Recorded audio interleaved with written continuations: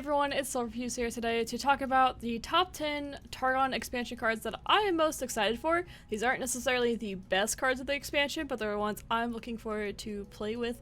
So here they are. Number 10, starting with the Sky's Descent.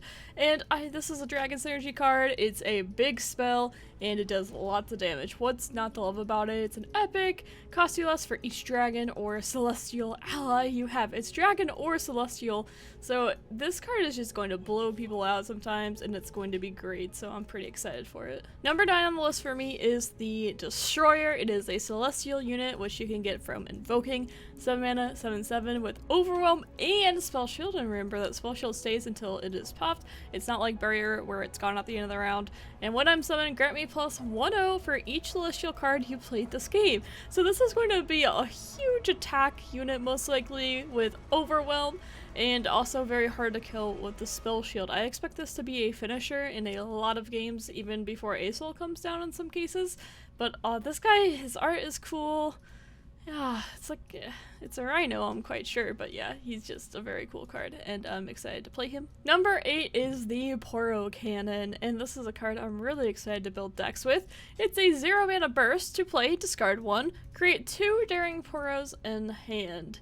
So, Daring Poro is a 1 mana, 1/1 elusive Poro, and goes right into the PNZ theme, a little bit gimmicky, but can do some very funny things.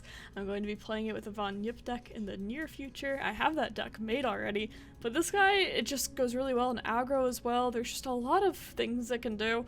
Also too, it's like the first time we get to see a Poro butt, so I mean, thankfully we get to have that.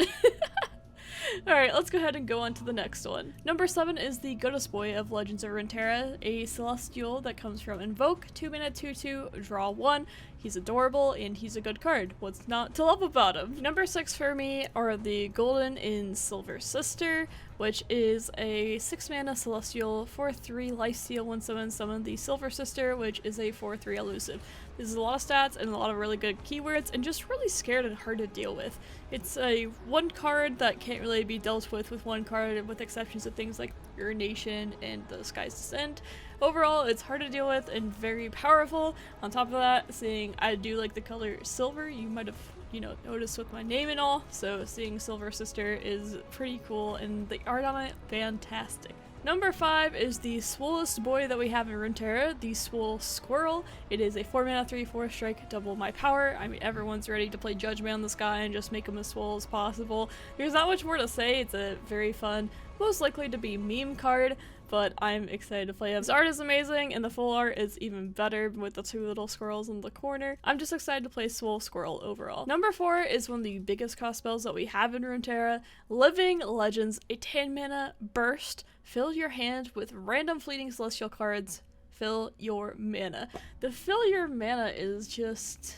yeah, so once you get to 10, you can play a bunch of celestials. They could be a bunch of low cost, or they could be some high cost ones too. You get a pick, and it is fill your hand, so it's just, there could be so many different things you could play. And if you have Aurelion Soul, then they all cost 0. You can play whatever you want, and that's pretty sweet.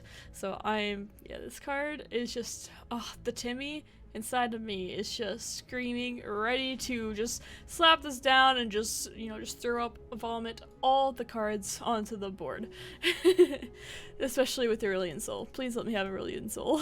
Number 3 for me is Tarik. He's a 4 mana 2/4, which isn't the greatest stat line, but his support, he does give the supported ally tough for this round, and also copy that spell you cast only on me in this round onto that ally. The reason this card is so exciting to me is just because the deck building potential is insane. There's just so many dumb things that can be done with this, and yes, Tarik is definitely a champion that when I saw this, I was like, this is great. We finally have something to really mess around with that's not super vanilla. It just has so much potential, and the more the game goes on, the more cool things Tarik can do as well. So I'm so excited for him. It's maybe even my number 2. Number 2 is Starshaping, a 5 mana burst, invoke a celestial card that costs 7 or more, so we can play the Destroyer with this one, and heal an ally or the Nexus for 5. That's extreme!